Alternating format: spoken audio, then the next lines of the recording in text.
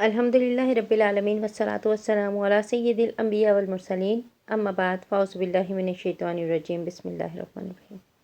حضرت امیر معاویہ کی وفات کے بعد یزید نے تخت نشی ہوتے ہی اپنی بیعت کے لیے ہر طرف خطوط اور حکم نامے روانہ کیے۔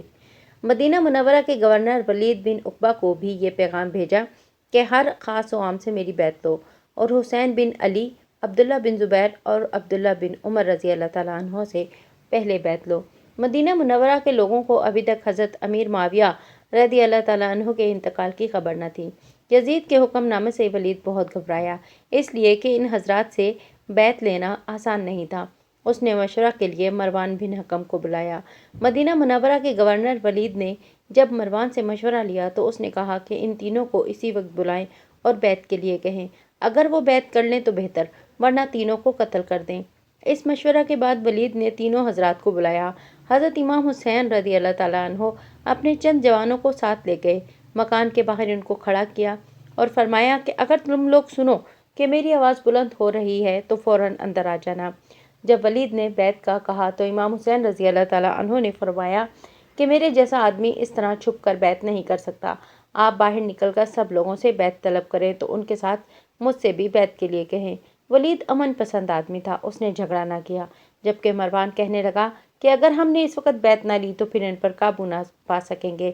قتل کرنے کا یہ بہترین موقع تھا جس کو آپ نے ضائع کر دیا۔ گورنر ولید نے کہا، افسوس، تم مجھے ایسے مشورے دے رہے ہو جس میں میرے دین کی تباہی ہے۔ کیا میں نواسہ رسول صلی اللہ علیہ وسلم کو صرف اس وجہ سے قتل کر دیتا کہ انہوں نے یزید کی بیعت نہیں کی؟ ادھر حضرت امام حسین رضی اللہ تعالیٰ عنہ نے اپنے اہل و عیال کے ساتھ مدینہ منورہ چھوڑ کر مکہ مکرمہ جانے کی تیاری شروع کی۔ یہ واقعہ 4 شعبان 60 ہجری کا ہے۔ جب آپ مکہ گئے تو آپ کی تشریف آوری کی لوگوں کو خبر ہوئی تو جوک در جوک آپ کی خدمت میں آنے لگے۔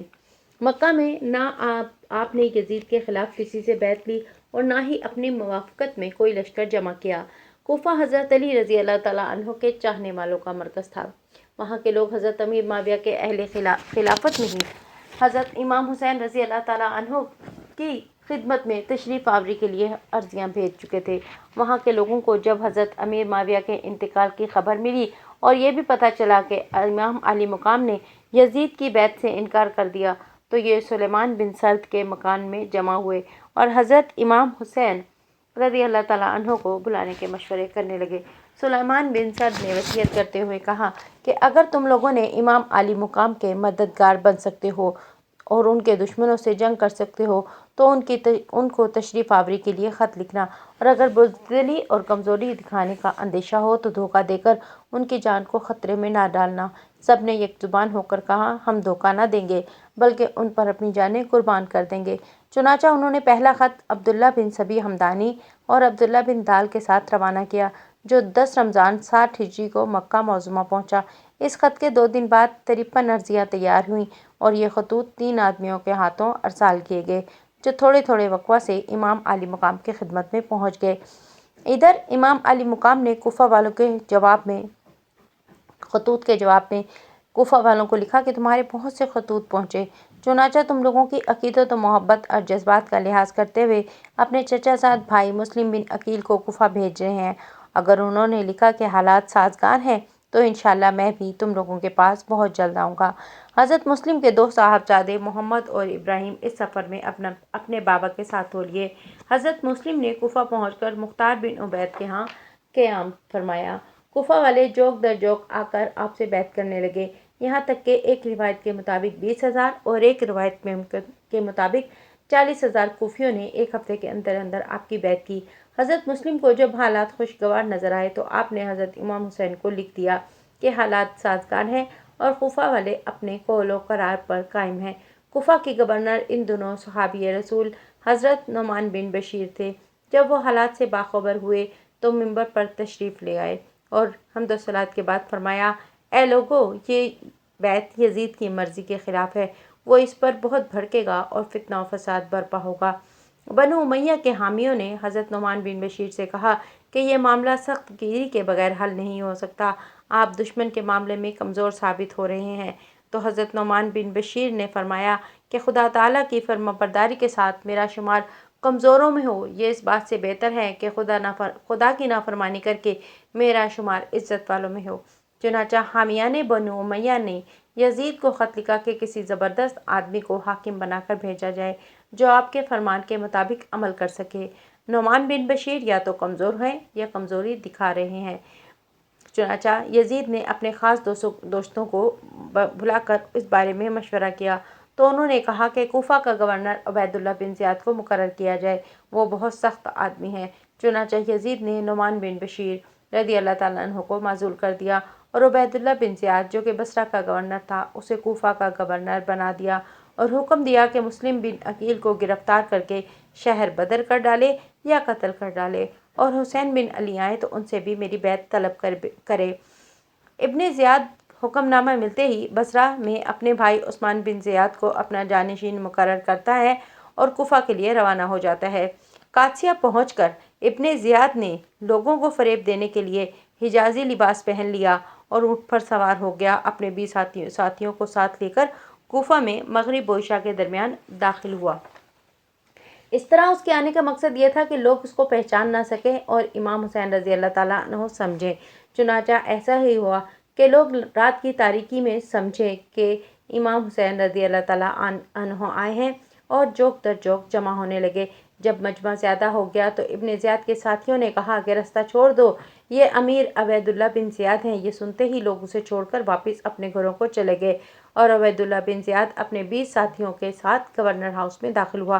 صبح ابن زیاد نے لوگوں کو جمع کیا اور تقریر کی کہ یزید نے مجھے کوفہ کا گورنر بنایا ہے اور حکم دیا ہے کہ مطیع و فرمانبردار لوگوں کے ساتھ بھلائی کروں اور نافرمانوں کے ساتھ سختی کروں۔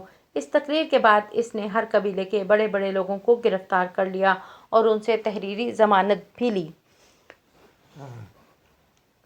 تحریری ضمانت کر لی کہ تم اور تمہارے قبیلے کے لوگ کسی مخالف کو اپنے ہاں پناہ نہیں دیں گے اور اگر کسی نے نافرمانی کی تو اسے قتل کر دیا جائے گا۔ اس تقریر کے بعد مسلم بن عقیل نے مختار بن ابو عبیدہ کے مکان پر ٹھہرنا مناسب نہ سمجھا اور وہاں سے محب اہل بیت اور ہانی بن عروہ کے مکان پر منتقل ہو گئے۔ ابن زیاد کو حضرت مسلم کی تلاش تھی، اس نے اپنے غلاموں کو جاسوسی پر لگا دیا۔ چنانچہ اسے خبر ملی کہ آپ ہانی بن عروہ کے ہاں ہیں۔ ہانی سے ابن زیاد کے پرانے تعلقات تھے، اس نے حضرت ہانی کو اپنے ہاں بلایا۔ حضرت ہانی نے کوئی خطرہ محسوس نہ کیا اور اکیلے ہی ابن زیاد سے ملنے چلے گئے۔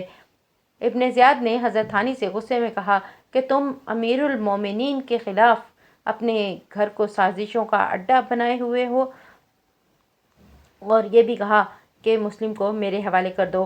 ہانی نے منع فرمایا تو ابن زیاد نے حضرت ہانی پر تشدد شروع کر دیا اور انہیں شہید کر دیا۔ حضرت مسلم بن عقیل حضرت ہانی کے گھر سے بھی چلے گئے۔